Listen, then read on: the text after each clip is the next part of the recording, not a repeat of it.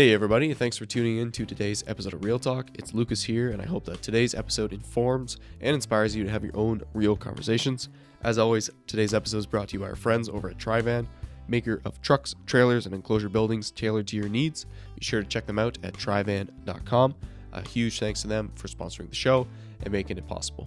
One other quick note before we get into today's episode is that if you are willing and able, if you could leave a review, preferably a 5-star one, on any of the podcast networks or platforms that allow for it, such as Spotify or Apple Podcasts, that will be much appreciated as it helps get the word out there and lets people know what we're all about.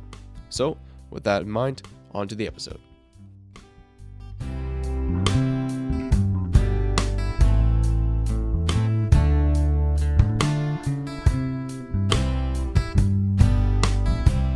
Hi, everybody. Welcome back to Real Talk for another episode. We are thankful to have RP's own Alexandra Ellison with us again. Be like third time or fourth time at this point that she's appeared on the podcast. So we're thankful that you're here. And we have a unique topic, I guess, today, talking about education, with more specifically technology and the use of technology in reformed education. So it's something that I've thought a lot about or had to think a lot about in the education space. And Alexandra had the chance to do some investigative journalism kind of in this space. So we're excited to hear what she's found. And so welcome to the show again.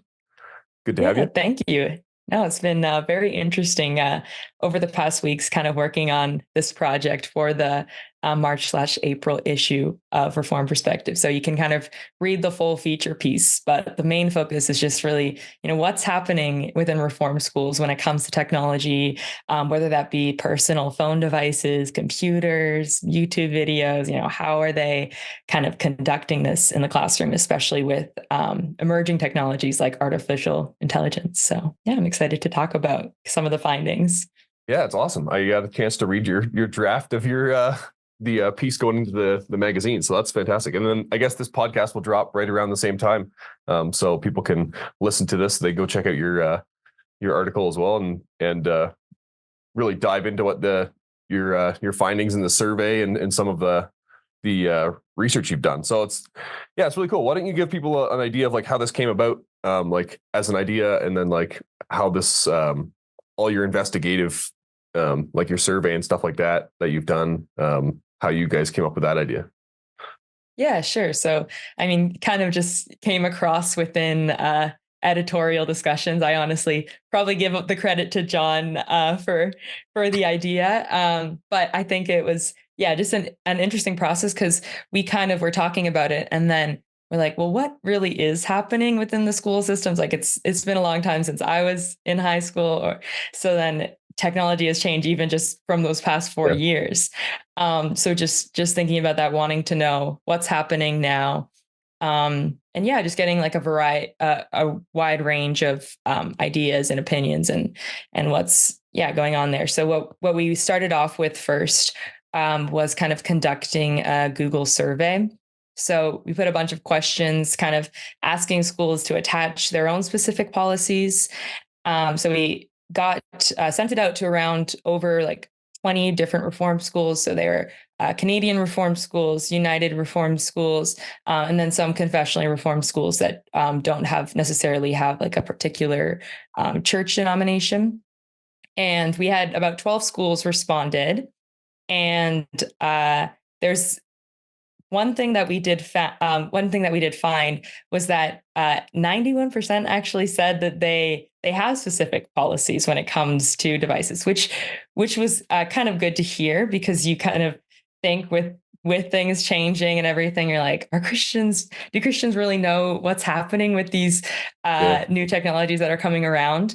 So that was kind of good to hear that we are aware of this. And so I don't know if we want to dive right into some of the findings. I appreciate that your approach was like to find out it's just investigative, right? Like you're finding out where like the current we're kind of at as reform schools, and not like pushing kind of the principals or the people you surveyed to like kind of speculate on like the path they're going to take with it. Because like you said, it changes so much that even like over a 4-year span of a kid going through high school, it's like it's kind of night and day. Like like ChatGPT AI came in, and like if that happened while you were in high school, it's a totally different landscape. Like the amount of things you're able to do, the different technologies you can utilize is, yeah, it's kind of jaw dropping. Like when I went through school, it was like Microsoft Word, like that was cutting edge, and like that was what our computer classes consisted of. But it's moved so far since then, and like it's, yeah, like you said, it's encouraging to see that our schools have kind of kept up with policy and thinking about this, and not trying not to get left behind. I'm sure there's like some financial implications in budgets trying to like keep up with all this stuff, but it's good to see that the appetite is there to keep up. So yeah, why don't you dive into, I guess, a little bit of the findings of the survey and what you discovered that kind of struck you. Yeah, sure.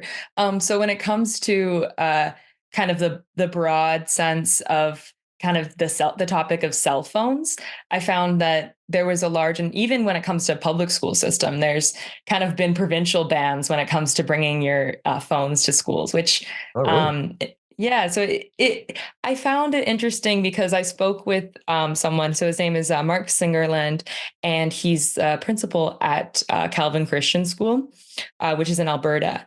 And he spoke about how they put the ban on, but then some parents said, "Well, my grade 11 kid or my grade 12 kid drives to school every single day, so we would like them to have a phone." So then they decided, okay, we'll take that off. We can try to let grade 11 and 12 have access. But Right. then the hardest part was that they would just be on the phones all day at school, and with no kind of regulation, it was just really hard for them to kind of keep that balance. So they ended up actually going back. So I have a clip from the interview that maybe we want to try and Yeah. play that. All right, yeah, let's play it, and then we'll see what Mark has to say. Where is Calvin Christian? It's That's in Colehurst. Oh, okay. Let's all right. Let me play this here. So we actually went back. This is now our second year with no student devices on school property at all. We were anticipating a lot more pushback than we got. There are those who wish it was different, of course, who want to stay connected, but a lot of students actually really appreciate that. They realize the impact themselves on their attention and their focus, but especially in terms of the peer dynamics, those who maybe felt guilty going too far or using it more than they thought they should before, had to, in a sense, to keep up with their peers, and now that pressure is totally off. So that we feel that was a very good move to go away from it again. And yeah, you mentioned Ontario. Actually, just over the Christmas holidays, Quebec has gone the same way. No student devices in class. The Netherlands. So I read a report late last year that nearly half of all countries in the world have some level of restriction on student devices in classrooms. So this is not just a couple of jurisdictions. It's very widespread. People are struggling with this balance around the world. And if I can bring in one more thing, our modeling as adults is a piece of this too. When we had an assembly last year, again, regarding social media and its impacts, we had the same presentation or a similar presentation for parents, and what they see from us as a high school staff. When we went back to no devices for students, we made a commitment as high school staff that we were going to minimize that altogether as well. We can model that. My cell phone, when I get to school, it goes face down, and if people need to get a hold of me, then that's not a reliable way during the day. So it's addictive and it's attractive for all of us, and we all need to be very intentional about ensuring that it remains a tool rather than a master. We can very easily find excuses for doing the things that we want to do, and it's a lot harder to really take a look at why. Are we just following cultural trends a few years behind, or are we being intentional about how the use of these very powerful tools either promotes or detracts from that reformed worldview we're trying to develop in our young people. So that's the goal.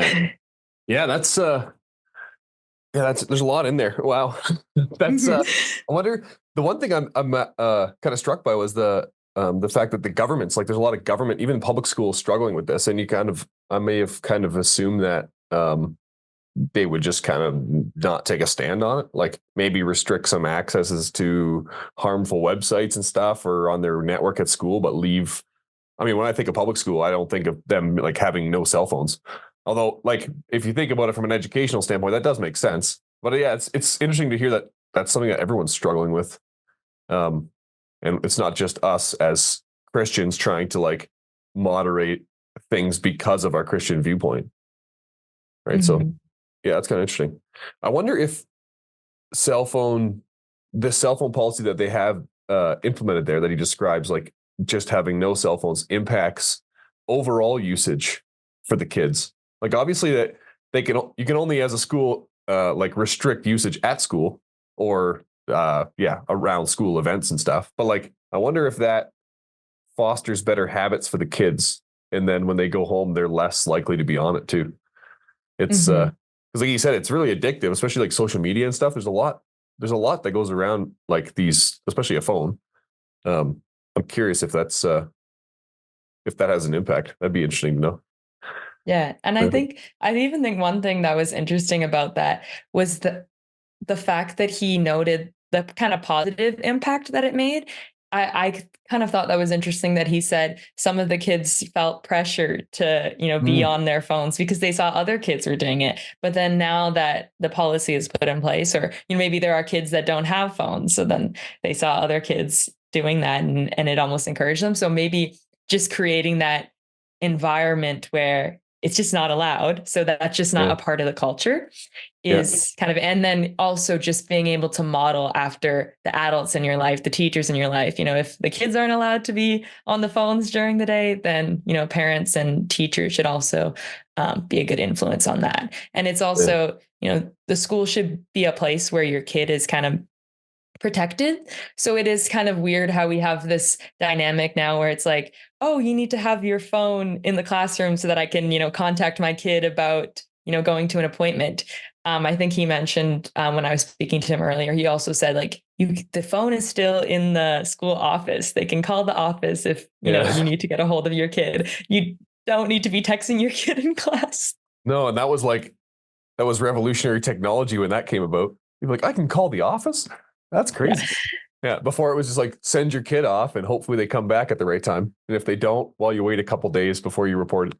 That's yeah, it's definitely it's interesting because the kids, like, I don't know if we hold kids to a higher standard, but the kids, like, if you go to like a grocery store, or you're in line at an airport or something like everyone's on their phone. And like, it's almost like a social norm that you just pull it out. And like, it is kind of that pressure thing that he was talking about. Like, if everyone's on their phone, there's nothing to do but be on your phone. Like, because no one's going to engage you in a conversation unless they're maybe over 55 or something. Like, it's just like, if you're a young person and you're like, I don't really want to be on my phone, but there's not like, it's not like you just strike up conversations or, so yeah, like maybe we kind of like notice that in ourselves as older people. Then we're like, oh, the kids shouldn't have this. Then the kids look at us like, well, you have it. Why not? Why can't I? So it's so new that it's like, it's hard to know, is the environment that we're living in where like we are dependent on this stuff, or like social media is so addicting for like whatever, maybe like if you're like 30-ish, like my age is like probably the worst. Like we grew up with it, but then like you get addicted to it because it's so new and it filled the void for people in a lot of ways. Like it's interesting. And like, are we just in that situation and now we're kind of like trying to figure out how to fix it for our kids, or like, yeah, because I don't think we want our kids where we are. That's like, it's kind of interesting. It's just like a hard balance to strike, but a hard phone ban seems to be like more common. Looking at the survey results too, like it seems to be more common than I thought it would be. Yeah, no, it's definitely something where the culture is almost having a shift, right? You know, Yeah. phones came out and then everyone got devices, laptops, everything. But then now I think that it's been a long time and we've been able to see the kind of detrimental impacts that things like social media have kind of just disconnected us from people. Now it's kind of that, you know, turning away and trying something new with it. And of course, there's still benefits, which I guess we can touch on a little bit later. Yeah. But that was definitely kind of a downside. What about devices in the schools? Like, so like we talk about cell phones, like that'd be like kids' personal devices. But what about like, I guess, school sanctioned devices or like laptops for learning or iPads or whatever? Like, what do the schools have to say about that? Yeah, so there was kind of a mixed approach that we kind of saw. So there were some schools that went for the older grades, kind of a one-to-one device policy. So that comes in for high schoolers, so kind of grade 8 to 12, which would mean that they would all have like a Chromebook or a laptop or an iPad or something that they would take to school. And in many ways, they talked about how there would be kind of a firewall put in place so that they couldn't get onto, you know, inappropriate websites, to get onto, you know, anything that might be distracting the learning environment. But they said most of the time they use that so that kids can type, kids can create slideshows, kids can create everything, not necessarily to just be using the internet all the time, but more so as a tool. Yeah. Sometimes this could cause distractions. I spoke to some researchers at Calvin University, and they said, although this can be important to kind of have that access, it's very easy to get distracted when you're on. I find for myself, sometimes just being on my laptop, I could be doing some work remotely and then, you know, start watching YouTube videos and of course you can try to block, put firewalls in place. As you know, every school said, you know, 100% of people in the survey said that they all have some kind of firewalls in place by their IT guys to kind of set that and be proactive in trying to keep kids away from being distracted. But you can't necessarily block everything. And that was kind of one of the key findings was, so some of the researchers that I spoke with, they wrote a book and it's called, now I need to find the name, but it's digital. It's like they did a 3-year study and they went into different classrooms. They spoke with teachers. They went in when kids and students and teachers didn't know, like they got permission from the schools, but they were able to go in and kind of get like a real idea of what was happening. How are kids getting distracted when it comes to digital technology in the classes? And what they found was that the biggest kind of distraction was not necessarily, you know, going to find inappropriate content, going to play games on your computer. It was actually online shopping. So I have a clip. Yeah, I have a clip from David Smith. So it's the clip one if we want to try to play that and listen. Yeah, let's listen to this. That is interesting. All right. It was fascinating to me that you mentioned going on Amazon because something else that was, I think one of your questions was about surprise findings. This was something I don't think I anticipated before the study, but is perhaps one of the things in the study that has worried me most since we did the study, is that the problem wasn't just distraction. I mean, yeah, you did sometimes see kids going on Bubble Shooter or, you know, whatever, and just sort of going off onto games. But the most common form of distraction was going shopping. It wasn't playing games. It wasn't social media because that was mostly filtered out by the school. And it's really quite a recent thing, if you think about it historically, to have a student sitting in, let's say, a math class. I mean, students have always been distracted since the dawn of time, right? That's not a new thing. The new thing is that I can be sitting in math class and the device that has my textbook on it also has ads and shopping and this constant drawing into this sort of consumer realm of you need to buy something, you need to buy something, you need to buy this. Have you looked at this? Have you looked at this? Right? And the internet's designed that way. The whole internet is monetized by creating addictive advertising because the whole business model is the site is free for you to look at because you're looking at ads all the time. so that kind of what we then found was that while a lot of the parent community and teacher community, when they think about the dangers of digital devices, really worried about sex, right? Christians worry a lot about sex, right? And so worried about access to pornography, access to sexual material online, access to the wrong views about sex. Some worry about cyberbullying and violence and violent material and so on. Very little worry about shopping, right? Because that's not something that like Western middle class Christians worry about very much. We're as gung ho about that as everybody else. So in terms of, again, faith formation, spiritual formation, materialism wasn't very high on people's radars in terms of a thing that digital technology might be influencing. Sort of constant push to build your life around shopping. And even if you're not directly buying things right now, you're browsing websites that are selling you things and fantasizing about things that you could be buying. And you're doing that when you're supposed to be in math class. In fact, the most chilling quote from a student, I don't know if I could find it quickly enough to give you the exact quote, was a student who was describing to us why it's really good to have laptops in school. And they said something very like this. They said, it's great because like in Bible class, you can take notes faster and you can get the assignments written faster. And then while the teacher's talking, you've got time to go shopping. And this is in Bible class, right? The great thing about a laptop is it lets me go shopping while the teacher's talking about the Bible, but still get my work turned in because I can type it really fast. So that was pretty terrifying to me. And I think I don't know where your mind goes when you hear shopping, right? It may have been clothing, but it was also tires, big tires for trucks. Yeah, monster truck tires. This is yeah. Well, that's a good clip. That's that's interesting. Yeah, definitely something you don't think about. Maybe the kids would. Obviously they're doing it. So, but that's a bit concerning because that's definitely not something that the first thing you would think about banning or restricting as a policy in terms of technology, like in the school for for your like firewall or whatever. So they were the authors of this book. They were the authors of this book. It's called Digital Life Together.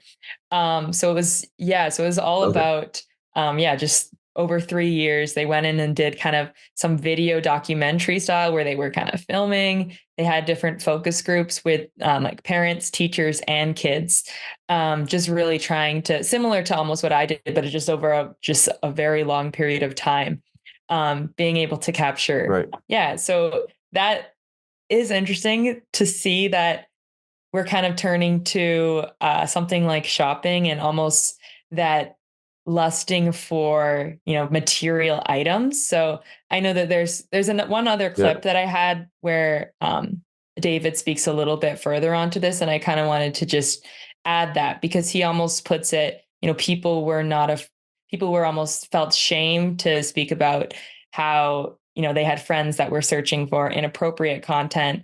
Yet when it comes to something like, coveting or, wanting more, wanting to buy more clothes or do this, they didn't really feel that shame. Right. So maybe if we want to try playing that next. Right. Yeah. Let's find that.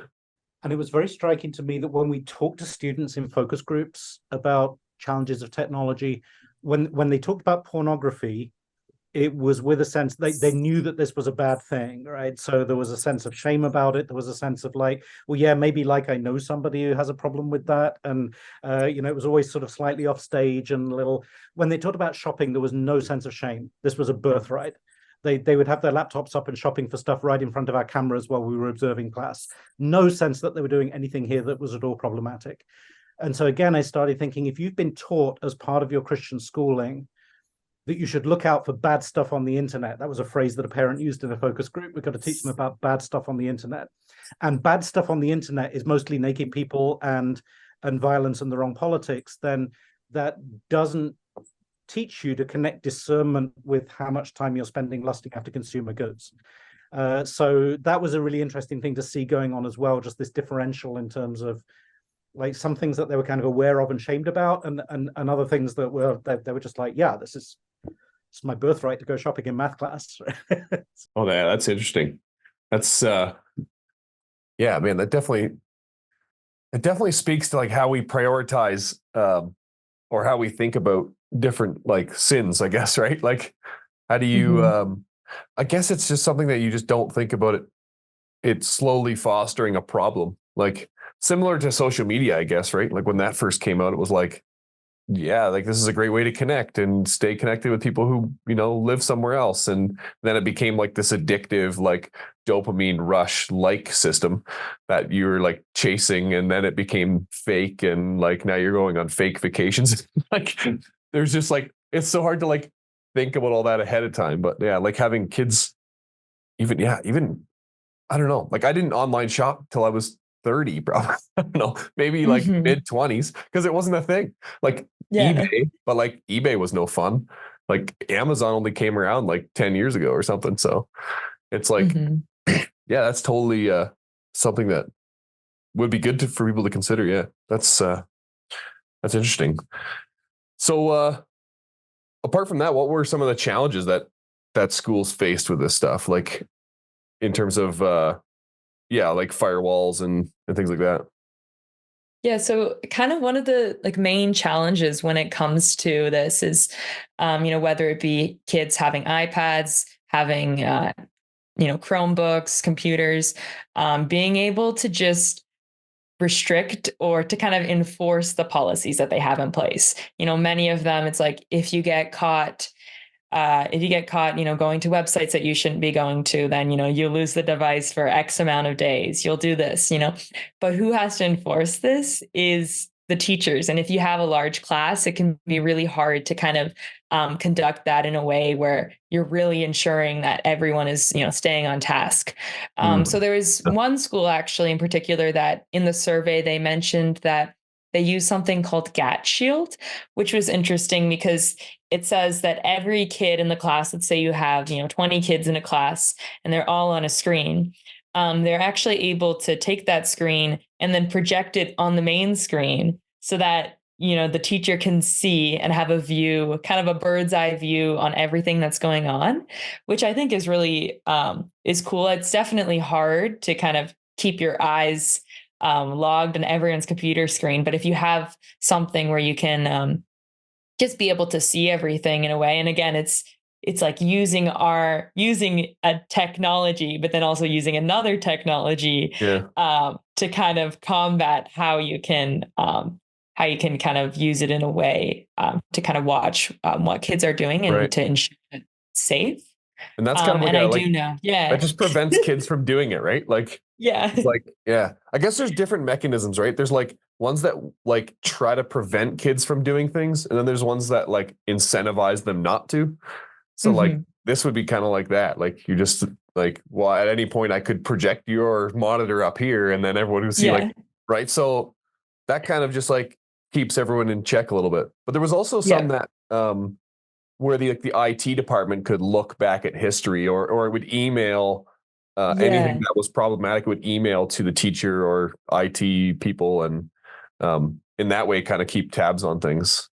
Yeah, so I think part of that same technology is that if you do go to like a website or try to search something that you're not supposed to, I think that the firewall will be in place so you can't access it. But then just because you're accessing it, then it will also kind of notify your teachers what's going on. So that kind of stops you at the forefront before you it'll kind of confront you, if you are seeking out something that's not good. So I think that's kind of good for having accountability when it comes to just being discerning with what you're doing, practicing online. Yeah.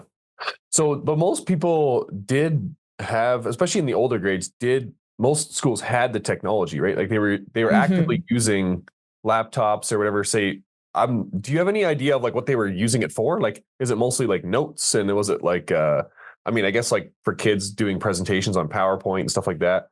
What do you have any idea like what programs they run to like help with learning or? Yeah, so most of the time, like a wide variety of the principals I spoke with said that Google Classroom is kind of the main thing they'll use it for. It's an easy way for them to be able to have access to give students their grades and also for students to be able to submit assignments. So it's completely different now where, when I was in school, I would do my assignment and print it out and then give it to the teacher and they would paper mark it. But then now, double-sided, yeah, double spaced, Times New Roman. Yes. Yes. But now it's just online and a lot of drop boxes. So they'll use all the Google Suite kind of things to do, Google Slides, different presentation materials. But then there's lots of schools that were also using some of the more interactive technologies to enhance the learning environment. So some spoke about, I don't know if you know what Kahoot is. Yeah. Yeah. Isn't that like so a voting thing or something? Yeah, so it's like a game where the teacher can project the screen and everyone can sign in, and let's just say you're doing a class on history, Canadian history, and you create a like a quiz for kids to answer. Oh yeah. So then they all have like a computer or an iPad, and then they can choose. There's like this music that plays in the background, and you have a time, and it's like almost like a game show. Yeah, right. But you can. We did that. I did that at a wedding once. That's right. It was like questions about the couple, and everyone signs in, and then they were like, you ask, you answer, and then you can see like the leaderboard and people. That's kind of fun. Yeah. We used to do like around the world where like a teacher would like ask you questions and you'd like go through the class. Yeah. I think I would do like Jeopardy, but we would just use like a chalkboard and then they would just write it on. Yeah, this is like this is the rudimentary version. Yeah, but I even found, because I used to, I taught at a summer camp one year, and I know I was teaching like digital media, and they loved Kahoot when I would do the Kahoot kind of thing. But I think the hardest part was that I remember how distracted the kids would get, and we didn't have kind of firewalls in place at the camp that I was running. So it was like, they would be, playing Kahoot, but then a kid would be losing, and then they would switch to a different app. So it would be important to, kind of have those restrictions in place. Interesting. Yeah. So there are good learning. Yeah. I mean, I guess that's more like, that's pretty engaging for the kids, but it's a good learning tool.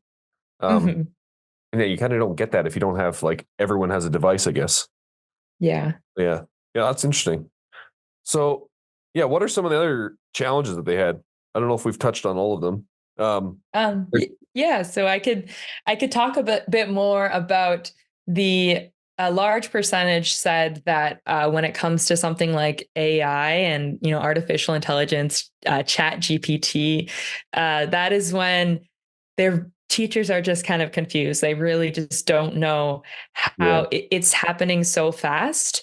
So just kind of conducting it in a way, using it in a way that or not using it at all in a way that can still glorify God can be quite a challenge. So I did actually, I spoke to one principal who said that they thought that they caught a kid using Chat GPT, but the hardest part was that they couldn't even figure out whether they were using it or not, because they put it into one kind of data tracker and it said like, yes, this is verified Chat GPT. But then they put it into a different one and it said that it wasn't Chat GPT.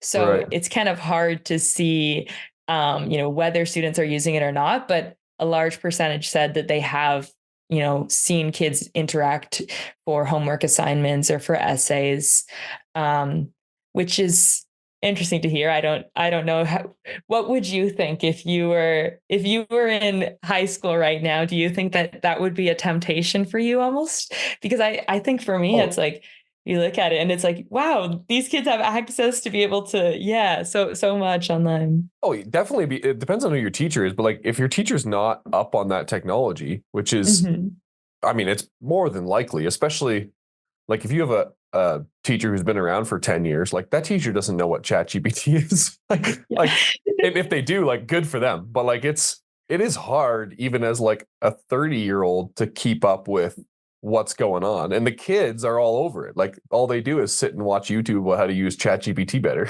So it's like, yeah, I mean, as a kid, I would definitely be utilizing it. I don't know if I would be like, if I had to write an essay, if I would just like, I would definitely not just copy paste it off of there, but there's so much like, there's so much value to like asking it questions about how to approach a subject, or like asking it for like, basically like I've heard people talk about like writing a sermon, and it'll write you like a theme in 3 points, right? So it'll like write you, it'll give you the structure that you need. So it takes a bit of that, like, yeah, like formulating the argument in the perfect way. Like it'll help you do that.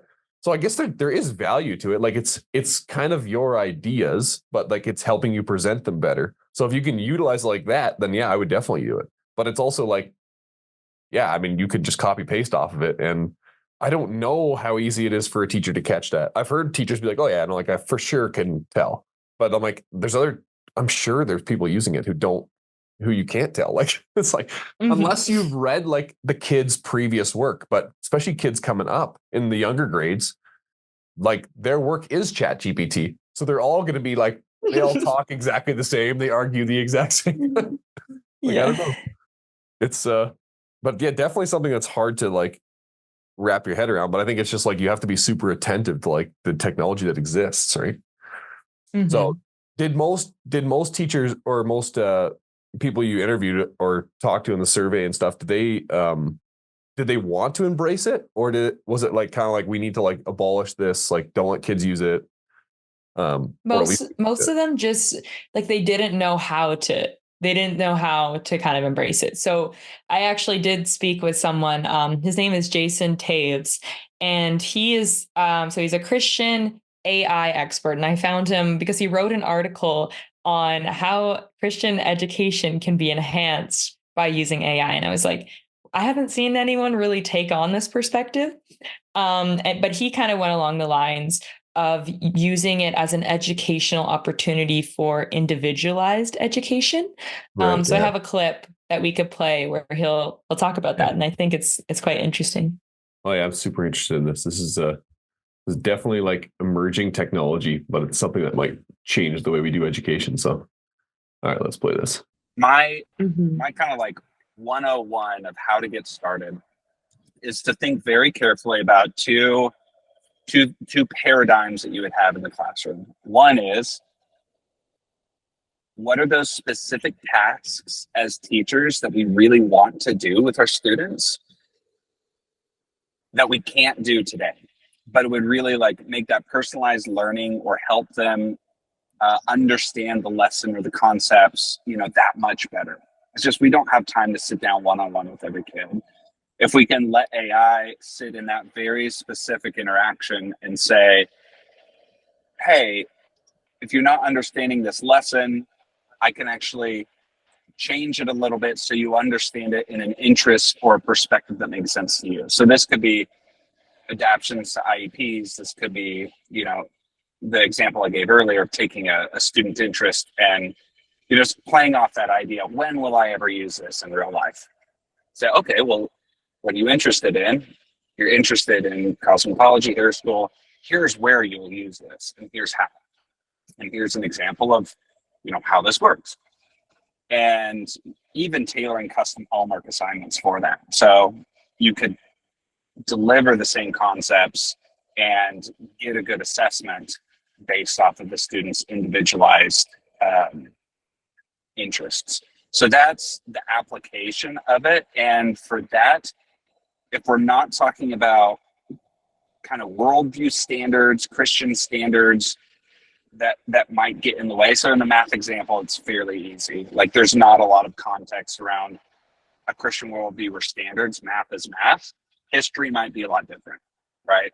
Science might be a lot different. Evolution comes into play in those types of things. But if it's something fairly straightforward and specific, using some of the platforms like ChatGPT out of the box can be helpful. There still should probably be a teacher in between the student's interaction with that content. But if you're creating customized, personalized lessons or homework for students, it could be a really valuable tool. Yeah, that's some interesting stuff. It's it's so hard to know what to do with technology until you know what the technology does. So like that's cool to hear. Like, so using like a lesson, taking a lesson and like having AI tailor it to students' interests or like career path, even like that. I mean, I don't even know how you would do that. especially something like, say, advanced math, and like you're trying to apply it to like, yeah, he mentioned hairdressing or Yeah. like Cosmetology or hair. Yeah, I don't know how you would do that. yeah, like but there is definitely some things that like, if especially like I think of accounting, because I took business in university, and I hated accounting. I was like, this is so dry and so boring. And now I run a business, and I'm like, I wish I learned accounting, but like accounting was so dry. I just was like, I can't stand this debit credit. I don't care. Like, I'm just gonna figure it out when I figure it out. But like, had I had something to be like, okay, no, this is how it applies. And I was from a landscaping background.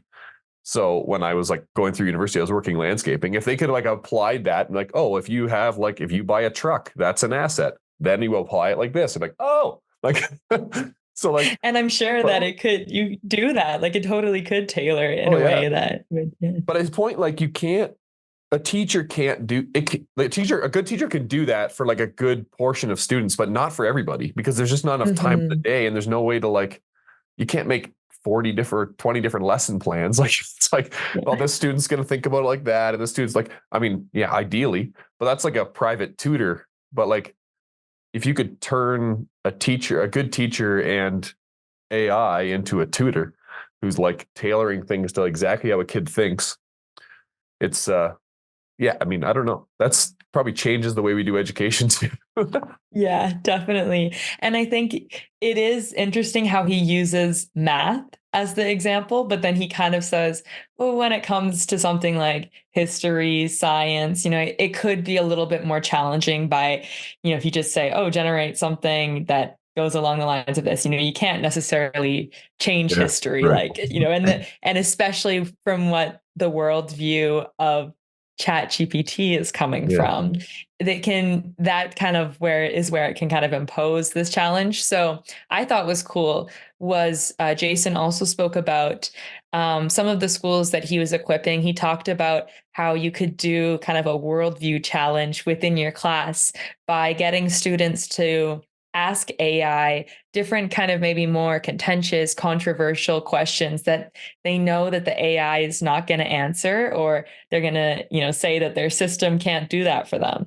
Right. And then have them kind of have to seek answers, online, or seek answers through each other, or seek answers through scripture, rather than, turning to some technological AI that's going to just give you a response. Yeah, I think we've all argued with ChatGPT. It's fun. It's like trying to convince it that it's wrong is when it definitely is. That's super interesting. I wonder if there's a way to because he mentioned ChatGPT, but there's definitely other AI systems that can kind of they don't have that worldview overlay. Like they kind of they're a little bit more neutral, or they have hypothetically you could even have a Christian overlay over so that you would have a Christian AI system that would help you understand the world from a Christian viewpoint, which would be that would be very, very hard to make, especially if you want it to be specifically reformed. It would be tough. But yeah, I think even in history and stuff though, some kids would or even English, it depends on the a little bit on the educational goals. But if a kid's interested in say linguistics versus learning old language, or old English, Shakespeare stuff, or has more of a flair for the drama side of English, or in history, if you're really interested in technology and how did the use of planes or ships affect the World War or something, as opposed to maybe you're really interested in the people and how did this psychology, I guess there's so many different ways to approach history that you could but also I don't know how that would apply in a class where now all of a sudden you basically have if you have 15 students, you got 15 different courses happening, because everyone's learning about say Second World War, but no one's learning the same stuff. So then how does a teacher while that's effective, how does a teacher mark anything, or how do you keep track of what's going on? It's so so hard. I guess in the case, if it was a math assignment, and then let's say I was doing a math assignment and it had to do with basketball, and you were doing a math assignment and had to do with landscaping, but we were coming to it's the exact the same answers. Like, yeah, it's the same answers. It's the same problems. But then, yeah, it would be different if you kind of go to that individualized learning in a different sense of more kind of your interest. Because in a math sense, it's like your interest, but then it's just math, right? Yeah. I hadn't thought about it though, like in terms of interest and like, like adapting learning to like student, even like career paths later on. Like, I never really thought about that in like AI in terms of that. I have heard like, there was I don't know whether there's a school, I'm probably going to botch the whole reference, but it has to do with like learning styles of kids. And we all know, like, I learn better by hearing things and writing them down, or I learn better by seeing stuff, or like everyone has their own like way they absorb knowledge better. And so they were doing this with reading. And I thought that was really interesting. So from my life. So I was actually a really, really good reader until grade 4. And then I was a terrible reader for the rest of my life. So this is probably more a theory, but like, I think why it was is because I had a good memory for the makeups of words. And so I memorized every word up to grade 4, the way it looks. And so I never sounded out words. And I think part of that was probably I never read like way beyond my reading level. I always just read at my reading level. And so I never learned to sound words out. And then when you hit grade 5, 6, you start getting into like stuff where you don't know all the, like, there's tons of new words you get. Grade 4 is like you stick to like, Bob had a red dog, and like, and then like once you get past that, like I was a bad reader like forever. And so like there was a technology that someone was using. They said like as kids grow up, the like AI would identify how they read and push them a certain direction to read like something that challenges the way they learn. And so like these kids were advancing. I think they were using this thing like an hour a day for a year, and they were a year ahead of other kids in their reading level. And I was like, that would like changed my childhood. Like you don't know how much of that's like innate and how much you can actually learn, but like if you can utilize things like that just to like help kids the way that like they learn, I thought that was like crazy use of technology. And I mean, I don't know how far away we would be from like adopting something like that, but it sounds like it's something that can like change the way kids are when they get into those mid grades.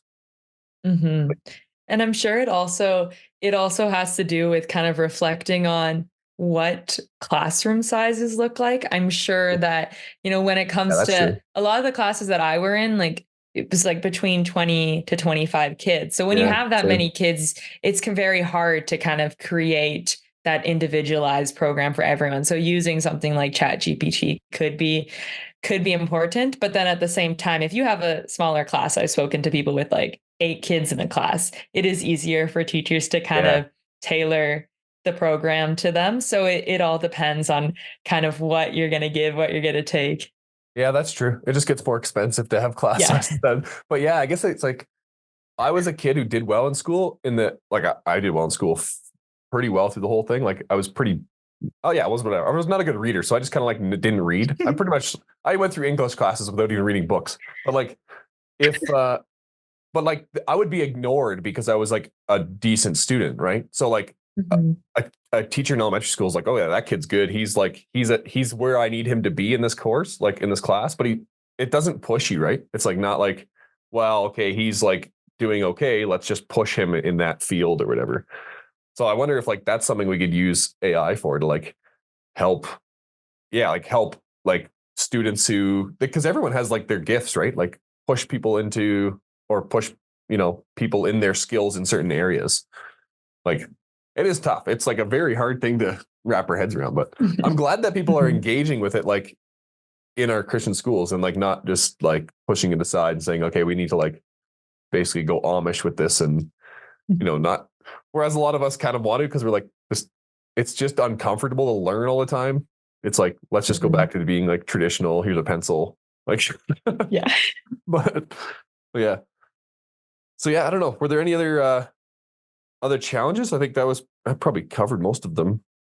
Yeah, I guess the one thing is like get parents, like, was there a difference between like the way parents view technology and the way it's viewed at school by an educator? Like, I don't know I can't remember a specific question that would touch on that, but if I'm curious, is like, are parents comfortable with that too? Because it's not just something that's like in the classroom, and then like the parents have to be on board with what's happening too. So And the kids that's are taking a yeah. laptop home. Like what does that all look like? Yeah, that's what so in some of the policies that I was sent, some of them had specific lines where it said your student has to sign this as well as your parent has to sign this. If you can go, if you're going to be using a computer in class, or if you're going to be, watching these videos in class, then your parent has to be involved, which is important because it's like, if I was a parent, then I would want to know that what my kid is doing online, and just to know that the school is ensuring that the specific protections are put in place.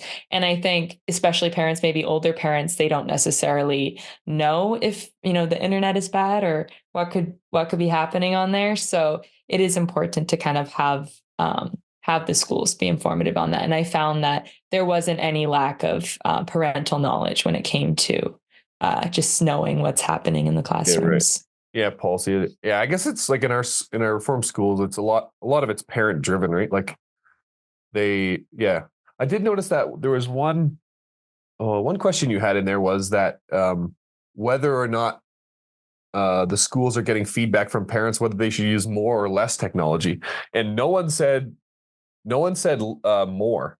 They all said less. Yeah. But then everyone's still really using it quite a bit. So, which is it's interesting. Yeah, it is interesting. You think that they would, because they kind of said that they would kind of draw back on it a little bit more, or find different methods. Well, I do know that one principal that I spoke with said that they now spend like 1 hour each school week. And this was a school that did have devices, like they had cell phones at the school, but they would use 1 hour a week where they would bring all of the kids from different grades together, and they would just have like a socialization time where they would play games, board games, and different activities like that, which is, it's weird to think about that you have to kind of create a space that is away from technology, but they created that. And they said, kids were finding that the culture was changing around just not being on devices without having to enforce some strict policy. Yeah, that's something that I would personally, I'd really love to see, because it's like we've mentioned, like it's just so addictive, and it's like these things. Like, I mean, I work at a computer all day, every day, and it's like but I still find myself like, even though I use technology all the time, it's still addicting. Like your phone is still always like, every time it pings, I look at it. It's like, I'd love to see kids like somehow have the ability to get away from that, just not like be forced, because I mean, being forced helps just because you're creating good habits, but like being able to like understand what technology is, and then a better way to like deal with it, and not like always just be glued to it. Like my generation's probably the worst. Like older generations didn't grow up with it, so all the habits aren't there. And like when you're in your 30s ish right now, like it's a lot of like we had it. It was addicting, and now we have no guidance on how to use it because no one knows yet. Like it's just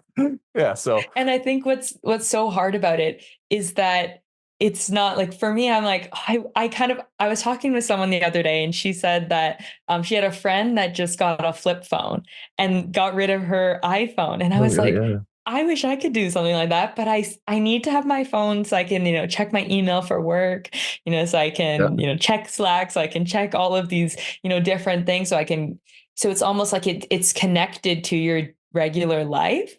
Yeah. So that you can't, and when I was in university, so although I didn't have that online using devices when I was in, elementary school or high school, but then when I got to university, everything is online. You always have to be, checking your phone to see when the teacher's going to make an announcement, checking what's happening. Yeah. So you can't really just be like, oh no, I'm not going to have a phone at all, because it's just applied to everyday life. Yeah. It's interesting that we went from like, no one was expected to have technology to now, like, if you don't have a smartphone, like they're making an exception for you, like trying to figure out how to communicate with you. Like, Yeah. you're expected to get that notification, and if you don't, it's kind of like, well, you're weird. Like, Or I just think of like COVID and when it comes to QR codes, and it yeah, was like if you go to a restaurant and there's a QR, and now they just haven't brought back paper menus. And I had a point where I didn't have the best data on my phone. So I would go out for dinner and I'd be like, oh, can I use someone else's phone to look what the menu is? Because you don't have that's so access funny. to the menu. And they're like, maybe you should just leave because like this Yeah. is ridiculous. And like, I just think of an older person that would be there and maybe they don't have data on their phone and, Yeah. they can't Yeah, order the food. Yeah, that's not great. That's just a bad business decision.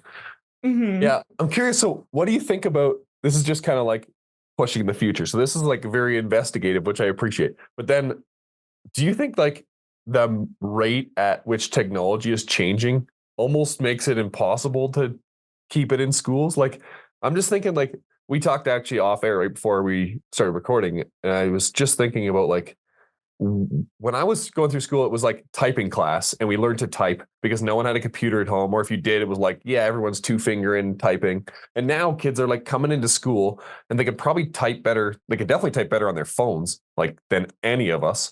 And they can probably type with their eyes closed. And even on a computer, like kids just grew up with that. And so now, like a typing class where it's like, how many words a minute are you typing?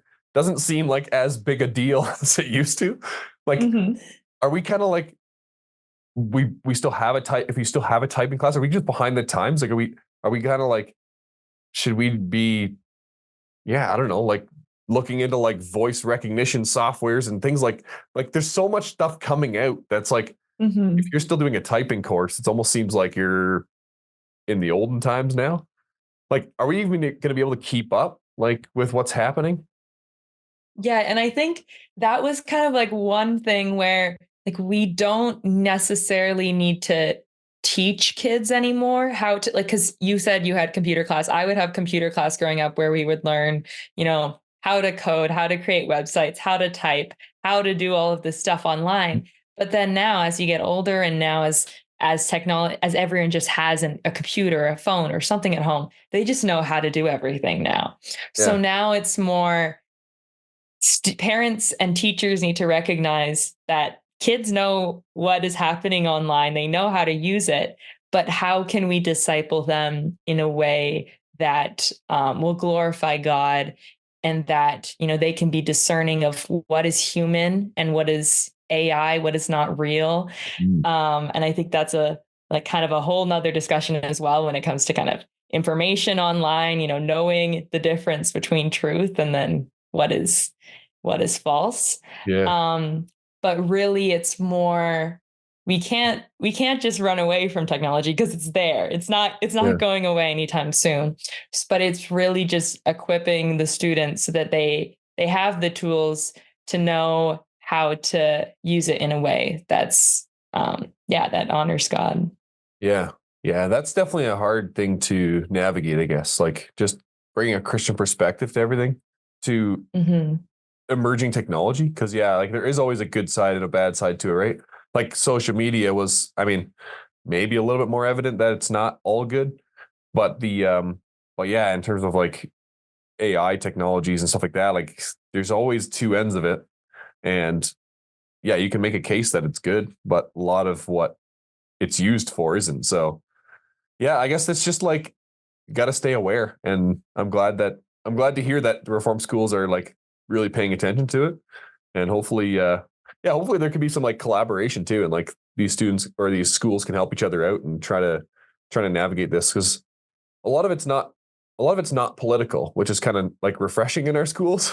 Like we're so used to like fighting against things because it's like a political way of like, whatever, we're fighting against the government for, our curriculum content or whatever. But this is kind of a thing that's everyone's kind of struggling with. So it'd be, it's encouraging to see, and hopefully we can chart a path forward, I guess. So is there anything else that you noticed in there? Any of the discussions? I think one key takeaway just about this is that just kind of recognizing or just opening up. The whole point of this was almost just to open up the conversation, just to give people an idea what different schools are doing, right? I said that there's the one-to-one policy. There's no devices at all. No. So there's just a wide range of people doing different implementing different technologies, using technologies in ways, using AI, using, Kahoot or different things. Yeah. So I think that it's good to just be like, what is happening? And then now it's kind of, we can come to the point, have these conversations in our churches, in our schools, with the people around us, and kind of say, how can we use this in a way that's good? And how can we also equip other people that are confused, right? Because some people did mention in the survey that they don't know how to interact with something like AI. They don't know how to. So it's almost like if we can start the conversation now, before things get way out of hand, because we don't know what AI is going to be like within the next years or what it's going to look like within the next 6 months. So just kind of, broadening it in a sense where, people know what's happening, and that they need to always kind of be checking in and reforming and changing things in a way that will ultimately be for the common good. Yeah, sounds like a good spot for Reform Perspective to slot in. It's help stay on top of some of this stuff, because it's definitely something that everyone needs to be thinking about. And at every context from like kindergarten to grade 12 is kind of there's no escaping it. So that's awesome. I appreciate you joining us. And then people can go check out your article when this podcast drops. Hopefully the magazine's already out, or close to it anyways, and people can go and check out the article. And it gives I guess we covered a lot of stuff, but there's a lot in there too. And hopefully this is an issue that we can keep covering and keep looking into and helping people navigate. So really appreciate your time and helping us go through this topic, and appreciate you doing like all your investigative journalism on and taking time to actually dig into what's happening. And it's you're in a good position to do that, because not a lot of people have the opportunity to really understand what's happening with across the country, basically, in terms of any topic. So really appreciate it. Thanks for joining us again. Yeah, thank you for having me. And make sure to go check out the full feature article in the March and April issue. Awesome. Well, thanks everyone for listening. Till next time, keep having real talk.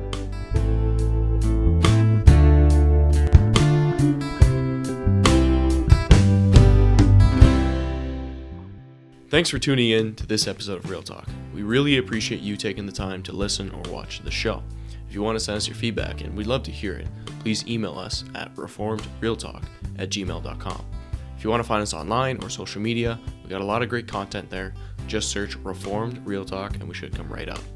This show is created and produced by myself, Lucas Holtfluer, and Tyler Vanderwood, and our wonderful podcast manager who does all the editing is Mariah Tamiga. So we're really thankful for her contribution to the show as well. That's all for now, folks. Thanks for watching or listening, and we'll catch you next time. Bye-bye.